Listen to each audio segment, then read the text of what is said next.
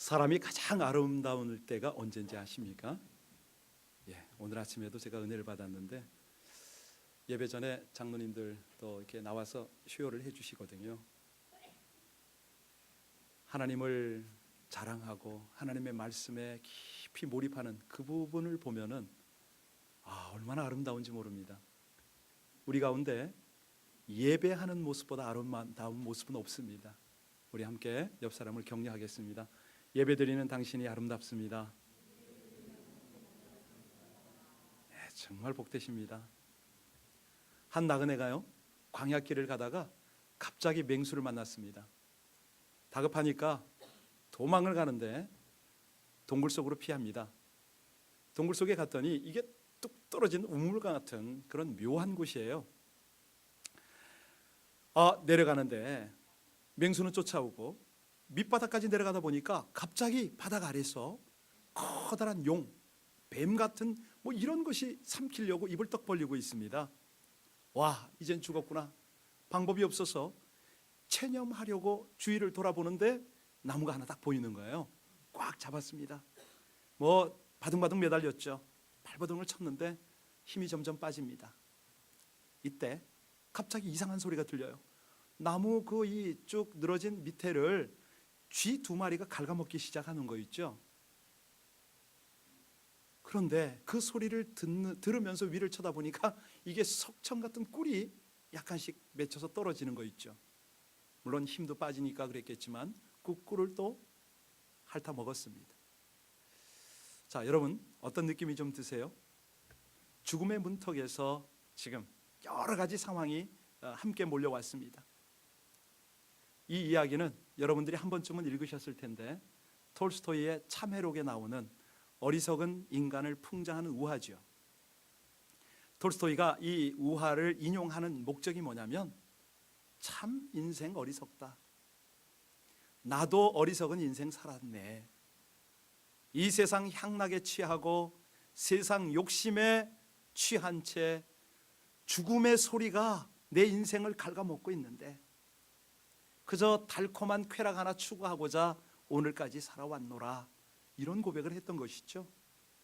사실 저도 그렇고 여러분도 그렇고 세상 사는 동안에 수많은 고민, 갈등 이렇게 하고 살고 있지 않습니까? 오늘은 내가 어딜 갈까? 무엇을 먹을까? 누굴 만날까? 뭔가 재미있는 일은 없을까? 정말 쓸데없는 그런 생각에 빠져서 인생을 허비하고 있는 그런 나날을 보내고 있지는 않은가, 이걸 우리가 점검하는 겁니다. 그래서 인생 중에 가장 아름다운 인생이 있다면 하나님을 묵상하고 그분을 예배하는 그 영혼이야말로 가장 아름답지 않으냐? 왜? 복된 길을 가니까. 그 내용으로 오늘 말씀을 열겠습니다. 여러분들이 지금 요한계시록을 계속 묵상하고 계신데요, 어디까지 오셨냐면 요한계시록의 아주 중심적인 내용, 세 재앙을 지금 여러분들은 계속해서 읽고 계십니다. 첫 번째는 7인의 재앙이죠. 읽으셨습니까? 꼭 보셔야 됩니다. 두 번째는 두 번째가 7 나팔의 재앙입니다. 세 번째는 오늘 주제가 펼쳐지고 있는 7 대접의 재앙이죠. 이 재앙들은 각각 저마다 특징을 가지고 있는데 첫 번째 7인의 특징은 뭐냐? 7인의 재앙의 특징은 메시지가 준비하라 이겁니다. 이 심판, 이 재앙을 준비하라. 거기에는 흰 말이 나오고 붉은 말이 나오고 검은 말이 나오며 청황색 말이 나오지 않습니까? 심지어는 순교하는 성도들의 모습이 거기 나타나고요. 아주 전체가 이 우주가 다 흔들리는 대혼란, 환란과 핍박의 모습이 여기 나옵니다. 이런 대환란이 올 때에 성도들이 준비하지 않으면 당할 수밖에 없다. 준비하라. 이것이 그 첫 번째 7인 재앙의 메시지고요. 두 번째 그 첫 번째가 이제 6장에 주로 나옵니다. 계시록 6장에 그 내용이 쭉 전개가 되고, 두 번째 재앙 일곱 나팔의 재앙은 계시록 8장부터 9장까지 쭉 나오는데, 이거는 첫 번째가 준비를 시켰다면 두 번째는 경고입니다. 거기에는 피 섞인 우박이 막 내립니다. 그러니까 하늘로부터 막 감당할 수 없는 불붙은 그런 큰 산이 바다에 떨어지니까 바다에 뭐 거진 생물들이 다 죽어버리죠. 쑥이라고 이름하는 별이 강에 떨어졌습니다. 강물을 못 마십니다. 남아있는 야채 나무는 황충이 습격을 하고요. 무려 2억 명의 마병대가 사람을 죽이는 상황이 바로 일곱 나팔 재앙의 중심에서 쭉 나옵니다. 자, 그러니 성도들이여, 잠자는 성도들이여, 이제는 경고의 나팔이 불리니까 예수님의 재림이 멀지 않았다, 준비하라, 이 메시지 아니겠습니까? 회개하고 돌아오라, 이 내용인데요. 마지막 세 번째 일곱 대접 재앙, 오늘 본문입니다. 이 일곱 대접의 재앙은 이제는 심판입니다. 하나님의 진노가, 하나님의 심판이 어떻게 임할 것인가, 이거를 자세히 알려는 것이죠. 그 일곱 번째 쫙 나팔이 불면서 그게 이제 11장 15절에 나왔는데요. 그러면서 이 일곱째 대접이, 일곱 대접 재앙이 시작이 됩니다. 근데 놀라운 것은 11장에서 부러졌다고 그랬지 않습니까?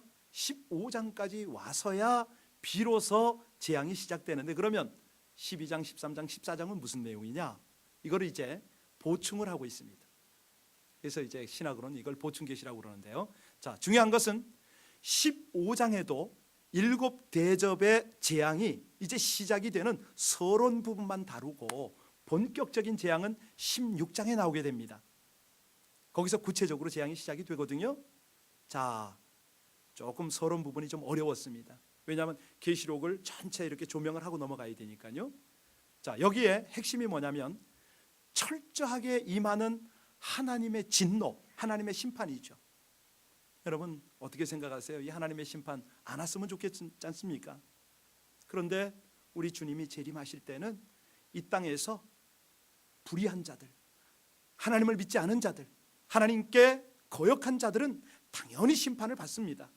그러나 그동안 주님 믿느라고 애쓰고 수고하고 정말 최선을 다해서 믿음 생활한 사람들, 하나님의 명령을 힘을 다해서 수종든 사람들은 당연히 위로받아야죠. 칭찬받아야죠. 하나님 예비하신 귀한 상급 받아야죠. 면류관 받게 되리라. 이것이 일곱 대접 재앙의 내용입니다. 이 15장을 볼 때요, 여러분들이 이 계시록은 구약을 알아야 풀린다고 그러지 않습니까? 15장을 볼 때도 중요한 두 장면을 구약과 연결을 하면은 그 환상 속으로 깊이 들어갈 수가 있어요. 먼저는 출애굽할 때 이스라엘 백성들이 어디를 건넙니까? 예, 홍해를 건너지요. 건너고 나서는요, 그 유명한 모세의 노래를 부릅니다. 하나님이 이 위대한 일을 행하셨다는 거죠. 이 바다를 가르고 이 백성을 건너게 하셨는데 애굽의 군대는 물에 수장을 하셨다. 이 영광의 하나님을 찬송할지로다. 소고 치고 춤추고 노래하면서 모세의 찬양을 했습니다. 그리고 나와서 또 하나는 광야로 들어가는데, 이 광야에서는 성막을 중심으로 살아가지 않습니까? 오늘 본문에는 하늘의 증거장막의 성전이다, 이런 표현이 있는데요, 그 성막을 중심으로 이스라엘 백성들이 생활을 합니다. 거기에 성막에 무엇이 있었습니까? 하나님의 임재, 하나님의 영광이 가득했죠. 어떻게 해요? 구름기둥, 불기둥으로. 자, 오늘 이 두 장면을 연상하면 이 계시록 15장이 뻥 뚫려요. 아, 그런 거구나, 이렇게 되는데, 자, 우리 1절 함께 다 같이 읽겠습니다. 1절을 우리 본문 띄워주세요. 1절 같이 읽습니다. 자, 시작. 또 하늘에 크고 이상한 달은 일곱 천사가 일곱 재앙을 가졌으니 곧 마지막 재앙이라. 하나님의 진노가 이것으로 마치리라. 분명히 일곱 대접 재앙이 인류에게 다가오는 마지막 재앙입니다. 이 마지막 재앙으로 하나님의 진노는 결론을 맺는다, 이런 메시지인데요. 자, 여기서 하나 우리가 이 진노라는 의미를 조금 이해하고 넘어갈 필요가 있습니다. 바울 사도가 이 하나님의 진노를 한번 다루었어요. 로마서 1장 18절에 보니까 하나님의 진노가 불의로 진리를 막는 사람들의 모든 경건치 않음과 불의에 대하여 하늘로 쫓아 나타나나니, 요한 사도가 본 것을 사도 바울이 본 것이죠. 이 정도면 이건요, 신약시대 구약시대 할 것 없이 오늘날도 똑같습니다. 예수님 앞에서 신앙의 절개를 지키지 못한 그들에게는요 당연히 진노가 임하지요. 여러분, 이상합니까? 하나님이 그렇게 은혜 속에만 하나님입니까? 아닙니다. 하나님이 부탁하신 대로 이웃에 대해서 하나님 사랑, 영원 사랑, 이웃 사랑, 이 자비와 사랑을 나누지 못하고 끝까지 불의하게 살아갈 때는 우리 하나님은요 공의로운 하나님이기 때문에 진노의 채찍을 내리실 것이다, 이걸 분명히 하고 계십니다. 무슨 뜻이냐면 하나님이 말씀하신 대로 구체적이고 착오 없이 그렇게 하나님의 역사는 진행된다. 여기 1절에 진노라는 말이 나오고요, 7절에도 보면 진노라는 말이 한 번 더 나옵니다. 자, 이 부분에 대해서 우리가 한번 역사를 통해서 훑어볼 필요가 있는데요, 성경의 경고는, 하나님의 진노의 경고는 2000년이 넘도록 계속해서 우리에게 전해지고 있습니다. 요즘에 지구 종말의 이야기 많습니다. 베리칩에 관한 이야기 심각합니다. 오늘은 글로도 써놨습니다마는, 자, 우리가 그런 내용들을 접하면서 그래, 그냥 인류 심판의 상징적인 메시지 아니겠어? 지구가 어떻게 멸망을 하냐? 그냥 착하게 믿음으로 살라는 교훈이겠지. 여러분, 이런 것들은요 믿는 성도 중에도 있는 거 아세요? 하나님의 경고를 무시하면 종말의 때가 되었을 때 가슴치고 후회하게 된다는 것입니다. 하나님의 말씀은요 하나님의 때에 1.1획의 오차도 없이 그대로 이루어지는 것, 이걸 결단코 의심하지 말라는 것이죠. 자, 그러면 이 하나님의 진노 심판에 대한 감각이 없을 수가 있으니까 예화를 하나 드리겠습니다. 여러분들이 잘 아시는 대로 1945년 8월 6일은 일본이 말하자면 이제 그 전쟁 기지입니다. 통신센터이기도 하고 병참 기지로 사용했던 히로시마, 미군이 여기다가 니틀보이라는 원자폭탄을 투하했습니다. 오전 8시 15분인데요 그 원자탄을 투하하기 전에 여러 차례 경고를 보냈습니다. 여러분, 곧 재앙이 닥치니까, 심판이 떨어지니까 히로시마에서 20km 이상 떨어진 곳으로 속히 대피하십시오. 이 경고의 전단지를 며칠을 뿌렸습니다. 하지만 대부분의 일본 사람들은요 그 전단지 내용을 믿질 않은 겁니다. 전쟁 중이라 심리전을 사용하는 미군의 전술로만 여기고 그 경고장을 무시했습니다. 그러나 일부, 아주 극소수지만 그 경고를 듣고 타 지역으로 피난 간 사람들도 있었고요, 그들은 생명을 건졌죠. 에이, 무슨 재앙, 무슨 심판, 끝까지 버티고 믿지 않았던 사람들은 하루아침에 번뜩이는 섬광과 버섯 구름이 피어오르고 후폭풍을 경험하면서 한마디로 죽음과 이 어떤 그 생지옥의 고통을 맛봐야만 했습니다. 여러분 아시죠? 그날 당시에 8만 명이 즉사한 거 아시죠? 네, 심하게 부상당한 사람이 7만 명이랍니다. 그리고 5년 뒤에 원폭 후유증으로 사망한 사람들까지 합산하면 약 20만 명이 넘게 사상자가 났습니다. 60kg짜리 원자폭탄 하나가 히로시마를 잿더미로 만든 것이죠. 하물며 인간이 이렇게 재앙을 만들어낼 수도 있는데, 여러분, 우리 하나님이요 지금 심각하게 마지막 심판을 경고합니다. 왜 그러실 수밖에 없느냐? 그런 것들을 좀 살펴볼 텐데요. 이 세상 인간들은요, 끝까지 그렇게 우상을 섬깁니다. 어떤 형태로든지 하나님을 거역하고 자기 마음대로 살려고 그러는 거죠. 자, 그래서 우리 하나님은 할 수 없습니다. 당신께서 창조하신 세상, 당신께서 은혜를 주는 이 인생들, 그들에게 하나님의 영광과 권능을 드러내셔야 됩니다. 이것이 마지막 심판인데요. 자, 이 땅에 속한 누구도 단 한 명도 이 심판을 벗어날 수가 없습니다. 크고 두려운 심판, 하나님의 진노가 다할 때까지 완전하게 임하는데, 이 심판을 어떻게 맞이할 것인가? 이것이 오늘 주제 아닙니까? 자, 우리는 기쁨으로 심판을 맞겠다. 이것이 오늘 우리의 도전인데요. 2절부터 4절까지를 보시는데, 먼저 2절과 3절을 함께 봉독하겠습니다. 2절부터 3절까지가 바로 어린 양의 노래인데 모세의 노래라고도 합니다. 같이 이 노래를 찬양하는 마음으로 읽겠습니다. 시작. 또 내가 보니 불이 섞인 유리바다 같은 것이 있고 짐승과 그의 우상과 그의 이름의 수를 이기고 벗어난 자들이 유리바닷가에 서서 하나님의 검은 고를 가지고 하나님의 종 모세의 노래 어린 양의 노래를 불러 이르되 주 하나님 곧 전능하신 이시여 하시는 일이 크고 놀라우시도다. 만국의 왕이시여 주의 길이 의롭고 참되시도다. 아멘입니까? 감격이 있어야 됩니다. 이 노래를 불렀습니다. 이 노래는요, 아무나 부르는 거 아닙니다. 승리한 자들, 천국에 올라서 하나님의 보좌 앞에 있는 이들이 이 찬양을 하게 됐는데요. 자, 그러면 이 승리의 노래를 부르는 천국의 찬양 대원이 될 자격이 뭐냐? 궁금하지 않습니까? 2절로 돌아가서 2절을 가만히 보세요. 여기 보면은 어떤 사람이 찬양 대원이냐면, 먼저는 짐승과 우상에게 절하지 않은 사람입니다.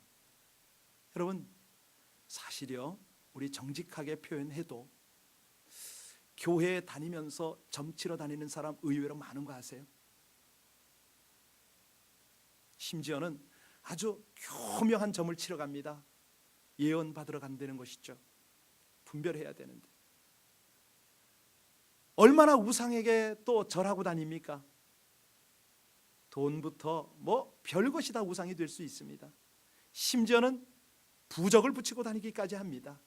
여러분, 이런 사람들이 천국 가서 하나님을 찬양할 자격이 있을까요? 냉정하게 해야죠. 아닙니다. 하나님 찬양 안 하고 엉뚱한 생각하고 있을 텐데요. 자, 2절에 또 한번 보시기 바랍니다. 여기 벗어난 자들이다 이런 표현이 있는데요, 사단에게 복종하지 않은 자를 말합니다. 다시 말씀드립니다.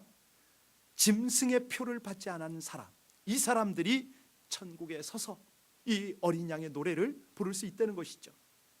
그런데 이 노래를 그냥 부르는 거 아닙니다. 2절을 자세히 보면 어디에서 무엇을 가지고 노래를 부른다고요? 예, 유리 바닷가에 서서 뭘 가지고요? 예, 이 검은 고는 원어를 보면 정확한 번역은 하프입니다. 자, 왜 이런 악기로 승리의 노래를 부르는 걸까? 위로하기 위해서, 격려하기 위해서요. 여러분, 이 마음이 복잡할 때 마음의 평안을 위해서, 아니 깊은 기도에, 요즘 말로 뭐 관상기도라고도 하는데, 침묵기도로 주님의 깊은 성소에 들어가서 기도하기 위해서는요, 이 좋은 음악이 많이 도움이 됩니다. 바로 이것이죠. 우리가 천국 가서 승리의 노래를 부를 때 이 하프로 연주를 하게 되는데요, 마음에 평안이 넘치고 기쁨이 있고 깊은 주님과의 그 교제 속으로 들어간다는 것입니다. 자, 그런데 이 하프를 노래를 어디서 부르느냐? 유리바닷가에 서서. 여러분, 이 유리바다가 어떻게 표현이 됐습니까? 불이 섞인 것 같다 이렇게 표현을 했습니다. 왜 불이 섞였죠? 심판이 나고 있으니까 심판이 현장이라는 거죠. 유리바다에 섰다는 것은요, 불 섞인 유리바다의 심판을 통과하고 건너갔다 이 뜻입니다. 아까 우리는 애굽의 상황을, 출애굽 상황을 조금 묵상을 했었는데요, 출애굽기 15장에 보면 모세의 노래가 나오잖아요. 하나님의 은혜로 홍해를 건넌 다음에 그 구원하여 주신 하나님의 은혜가 너무 감사해서 감격의 노래를 불렀던 것입니다. 바로 그거예요. 바로 이 유리바다는 어떤 거냐? 마치 홍해 같은, 들어가면 죽을 것만 같은 이 세상을 하나님의 은혜로 건너간 다음에 그 천국에서 부르는 노래이기 때문에 이게 바로 모세의 놀이다, 이렇게 이름이 지어지는 겁니다. 여러분, 그렇잖아요. 쉽지 않죠. 우리 젊은 날의 유혹이 얼마나 많습니까? 바로 믿으려고 하면 얼마나 핍박이 많습니까? 그런데 하나님의 은혜로 이것을 건너가게 되더라는 것이죠. 그래서 천국에 도착해서 이 모세의 노래, 어린 양의 노래를 부르는 것입니다. 왜? 내가 예수 그리스도 그 어린 양의 피로 씻김을 받고 여기를 건너왔거든요. 그 어린 양의 십자가 대속의 공로, 그 은혜와 사랑 때문에 여기를 도착했거든요 하고 하나님 앞에 서는 것이죠. 얼마나 감격스럽습니까? 여러분, 그래서요, 오늘 설교 제목이 뭡니까? 기쁨으로 우리는 심판대 앞에 서는 것이죠. 너무 감사한 거죠. 감격하죠. 기쁨으로 우리는 심판의 날을 맞는 것입니다. 왜? 하나님께서 택한 하나님의 백성은요, 모든 환난에서 이기게 해주셨기 때문에, 아니 무엇보다도 하나님의 의로움을 덧입었기 때문에 그 심판의 날을 당당하게 맞이하고 기쁨으로 맞이하는 것입니다. 여러분, 이것이 뭐냐면요, 인정해 드리는 거죠. 하나님이 전능하십니다. 하나님은 의로우십니다. 하나님만이 구원을 하십니다.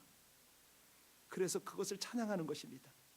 여러분, 마지막 날, 심판의 날, 저와 여러분 하나님 보좌 앞에서 마음껏 기뻐하고 찬양하시기를 주의 이름으로 축원합니다. 자, 그러면 기쁨의 내용을 아셔야죠. 그 앞에 가서 우리가 어떻게 기뻐하고 무엇을 기뻐하고 어떻게 영광을 돌려드릴 것인가? 3절을 보시기 바랍니다. 보시면요, 3절을 보시면 여기 보면은 기쁨의 내용이 뭐라고요? 주 하나님 전능하신 이여, 내가 믿고 따르는 하나님은 저렇게 멸망받고 심판받는 우상과 비교할 수 없는 능력의 하나님입니다. 이걸 노래하는 것이죠. 내가 믿는 하나님은 저 홍해를 갈라주셨고 가나안 땅에 들어가게 하셨고 이 미국 땅에 정착하게 하셨고 하늘로부터 불을 내려서 850대 1의 영적 싸움에서 이기게 해주셨고 수많은 핍박자들과 유혹자들을 다 통과해서 여기 오게 하셨습니다. 심지어는 제 신앙이 게을러지고 의심이 들고 나태할 때도 하나님은 끝까지 저를 이렇게 은혜 가운데 인도하셨습니다. 이 고백을 그 앞에서 하는 것이죠.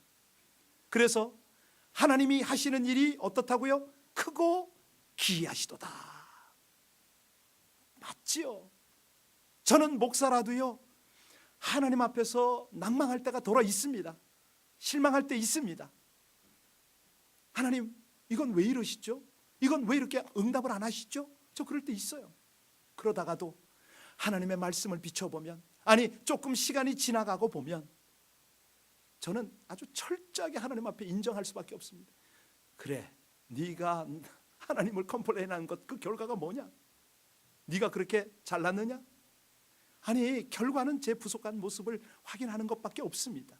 그래서 여기 요한 사도처럼, 아니 이 천국 보좌 앞에 선 찬양대처럼, 주님 당신이 하시는 일은 너무 기이하고 신비롭습니다. 내가 어떻게 그 오묘한 섭리를 다 깨달을 수 있겠습니까? 라고 회개하고 감사드리고 찬양하는 것밖에 없죠. 세 번째, 여기에 울려 퍼지는 기쁨의 내용이 뭐냐면요, 만국의 왕이시여 주의 길이 의롭고 참되십니다. 여러분, 이거 고백할 수밖에 없지 않습니까? 뭐 저만 그렇습니까? 여러분은 어떻습니까? 우리 인생에 자신이 왕노릇하면 그 인생이 어디로 갑니까? 자꾸 빗나갑니다. 어긋난 길로 가고요, 한 바퀴를 또 돌고 돌아와야 되고요. 내가 내 인생의 왕이라고요? 하나님이 붙여준 가정과 공동체의 왕이라고요? 아닙니다. 사람이 왕노릇하면 결국은 시행착오와 심판밖에 없지요. 왜? 사람이 이상하게도 추합니다. 냄새가 납니다. 오직 하나님 의로운 왕, 그분의 길이 의롭고 그분이 참되시기 때문에 이 의로운 왕을 모시고 살아가는 저와 여러분들이 얼마나 은혜가 됩니까? 얼마나 감사합니까? 하나만 더 우리 천국 가서 찬양해야 될 내용이 뭐냐면, 오직 주만 거룩하시니이다. 주만 거룩하십니다. 그래서 만국이 와서 주님 앞에 경배하는 거 아닙니까? 열방과 민족이 와서 하나님을 예배한다는 것이죠. 여러분, 이 예배가 얼마나 큰 영광인지 한번 감격을 좀 이렇게 경험하셨나 모르겠어요. 저는 오늘 아침도 너무 감사합니다. 선교지를 경험해서 더 그렇습니다. 예배를 예배답게 한번 드리는 것, 이것이요 선교지 있을 때 제 소원이었어요. 마음 놓고 찬양하고 마음 놓고 경배하고, 탈북자들을 가리킬 때는 주먹으로 박수를 쳤고요, 중국인들하고 피해 다니면서 훈련할 때는요 아파트에서 소리 나갈까 봐, 아니 주변에 그 판잣집에서 소리 나갈까 봐 담요로 막고 그냥 소리를 숨죽여서 찬양을 했거든요. 물론 임재하시죠. 영광 은혜 주시죠. 그런데 여기서 이렇게 예배를 드릴 때 얼마나 하나님의 영광이 우리를 압도합니까? 그저 감격스러워서 눈에 눈물이 돌고 막 그러지 않습니까? 저만 그런가요? 사실 저도 특별한 건 없는데, 우리 인간이요 육신 가운데 예배를 드릴 때는 지루합니다. 졸리기도 합니다. 왜? 아직 인간의 냄새가 나니까, 신령한 눈이 열어지지 않았으니까. 그런데 하나님의 온전한 임재 가운데 사로잡혀서 그분의 영광에 압도당해서 예배 한번 드려보세요. 그 요즘 금요일마다 성막형 기도를 배우고 있지 않습니까? 첫날 한 번 했는데 많은 분들이 임재 속에 들어가서 눈물을 흘리고 가슴이 뜨거워지고 얼마나 감격 속에 기도하시는지 몰라요. 지성소 가서 하나님을 대면하는 기도를 하니까. 자, 5절과 8절에는요 또 다른 환상, 하나님의 증거 장막에 대한 내용이 나오는데요, 우리 5절 같이 읽겠습니다. 5절 시작. 내가 보니 하늘의 증거 장막의 성전이 열리며.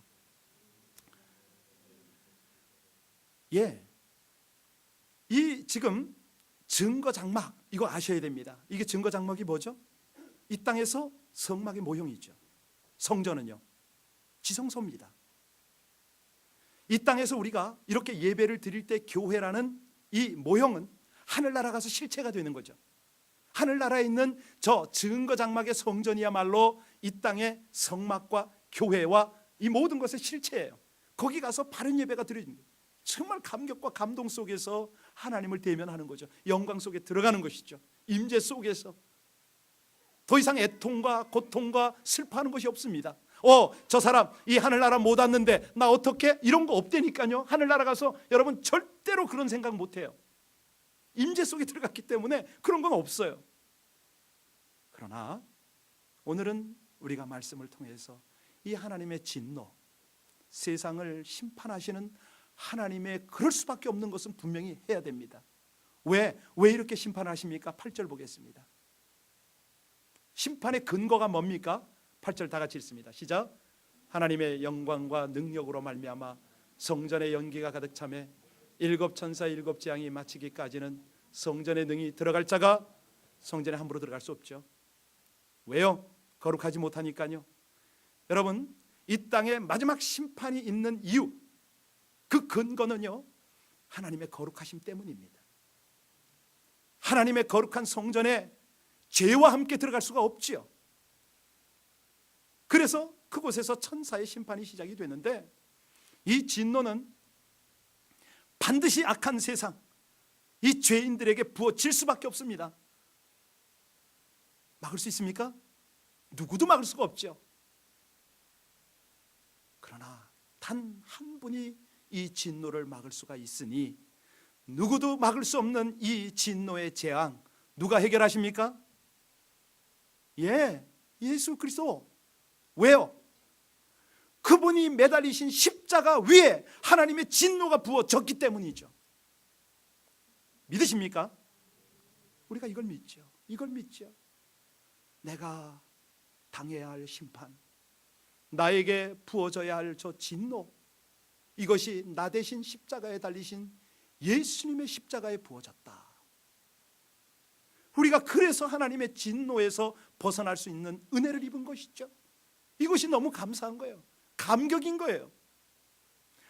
죄에 대한 이 하나님의 맹렬한 진노하심을 생각해야 됩니다. 심판은 분명한 거니까. 그런데 그 심판이 두려우면 두려울수록 십자가를 의지하려는 것이죠. 주님의 대속의 십자가, 사망 권세 이기고 부활하신 능력을 믿는 믿음, 이걸 가지는 것이 오늘 이 계시록 15장의 핵심 메시지입니다. 조금 어려운 것 같아서 이걸 우리 삶으로 좀 끌어와 볼까요? 아프리카 우간다 아시죠?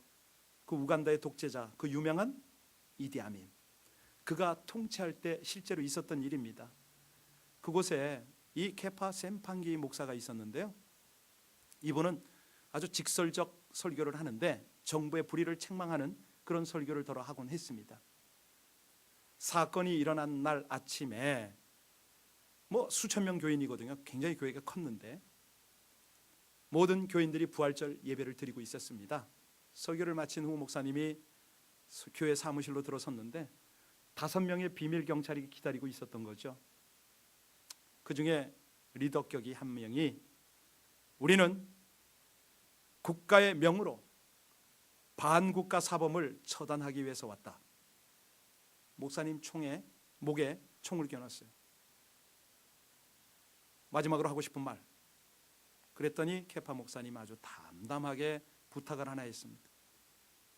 당신들이 보듯이 오늘은 부활절 주일 예배가 있는 부활절 아침이요, 나는 부활을 믿기 때문에 죽는 것이 두렵지 않소. 그런데 나에게 2분간의 시간을 준다면 잠시 기도를 하고 내 생애를 마무리하고 싶소. 2분의 시간을 허락받은 목사님이 기도를 시작했습니다. 하나님 아버지, 이 우간다의 통치자 이디아민을 용서하여 주옵소서. 그의 명령을 원하지 않으면서도 받들어야 하는 이 불쌍한 5명의 형제들을 용서하여 주시옵소서. 그리고 우간다 국민에게 자유를 주옵소서. 내 사랑하는 조국이 사랑의 땅이 되도록, 의의 땅이 되도록 예수님의 보혈로 적셔 주옵소서. 나의 죽음으로 다시는 이러한 비극이 이 땅에 되풀이되지 않도록 긍휼을 베풀어 주시옵소서 하고 기도를 마쳤을 때에 목사님의 눈에 눈물이 흐르고 기도를 듣고 있던 경찰들 눈에서도 뜨거운 눈물이 흘렀습니다. 바로 그때 이 인솔자가, 경찰 리더가 무릎을 다 목사님 앞에 꿇으면서 목사님 죄송합니다. 우리가 큰 실수를 저지를 뻔했습니다. 목사님 피신하십시오. 제가 가서 목사님이 교회에 계시지 않았던 걸로 보고하겠습니다. 빨리 이 자리를 떠나주십시오. 여러분 어떠세요? 심판의 자리지만 기쁨이 있잖아요. 영적인 간격이 있지 않으세요? 우리가 부활이요 생명이신 예수님을 믿는다면, 우리가 죽어도 산다, 무릇 살아서 하나님을 믿으면 영원히 죽지 않는다, 이걸 믿는다면은 신앙을 가질 수가 있죠. 오늘 본문에요, 우리 하나님이 잊지 않고 격려를 주십니다. 6절 보시겠습니다. 6절을 보시면 우리의 모습, 천국에서 우리가 어떤 모습으로 하나님을 찬양하게 되는지 거기에 말씀하셨습니다. 같이 읽겠습니다. 시작. 7 재앙을 가진 7 천사가 성전으로부터 나와 맑고 빛난 세마포 옷을 입고 가슴에 어떤 복장입니까? 천국의 복장은 맑고 빛나는 세마포 옷입니다. 무슨 뜻이죠? 의의 세마포 옷입니다. 죄인인데 어린 양의 피로 우리를 씻어주셔서 의의 세마포 옷을 입고 하나님 앞에 찬양을 하게 되는 것이죠. 왜? 믿음 하나 보시고 의롭다함을 입혀주셨으니까. 가슴에 어떤 걸 띄었어요? 사극에 보면 어떤 사람이 여기 띠를 띱니까? 그렇죠. 왕같은 제사장이라고 우리의 신분을 바꿔놓으셨습니다. 자, 그러면 여기서 궁금한 것, 마무리해야 될 것, 어떻게 마지막 재앙을 통과하고 세마포 옷을 입고 이 영광의 예배에 참여할 수 있을 것인가? 어떻게 합니까? 예수 그리스도를 나의 주로 시인하고 그 피로 정결케 된 자들입니다. 우리가 계시록 14장에서 묵상을 했습니다. 거기 보면은요, 구체적인 말씀이 있어요. 먼저는 우상에게 더럽혀지지 않아야 한다 말씀하셨습니다. 어떻게 해야 우상에게 더럽혀지지 않습니까? 어린 양을 따라가는 것이죠. 어린 양의, 하나님의 말씀에 순종하는 것이죠. 그러면 이 죄에 대한 맹렬한 진노하심이 두렵다면, 심판이 두렵다면 우리는 은혜를 의지하는 수밖에 없습니다. 어떤 은혜요? 주님의 대속의 십자가의 은혜, 사망 권세 이기시고 부활하신 그 은혜, 그 능력, 이거를 의지하는 것밖에 없습니다. 여러분, 승리하셔야 합니다. 반드시 하나님 앞에 저와 함께 쓰셔야 됩니다. 저도 끝까지 제 믿음을 지키고 여러분과 함께 천국에서 하나님을 찬양해야 될 것입니다. 우리 오늘 아침에 찬양했던 속죄하신 구세주를 다시 한번 찬양할 텐데요, 찬송가 펴시기 바랍니다. 천국 가면 이제 이 가사 이거 안 보고 하실 수 있거든요. 네, 안 보고 하실 수 있는데 이 땅에서 이 연습을 많이 하셔야 됩니다. 하나님 앞에 그렇게 마음껏 찬양하고 하나님을 영화롭게 하면 그 하나님의 영광이 여러분을 압도하세요. 압도. 오늘 한 번만이라도 이 찬양하다가 여러분 영혼의 전율이 있었으면 좋겠습니다. 떨리는 마음, 정말 감사한 마음으로 이 찬양했으면 좋겠는데요, 다 같이 자리에서 일어나십시오.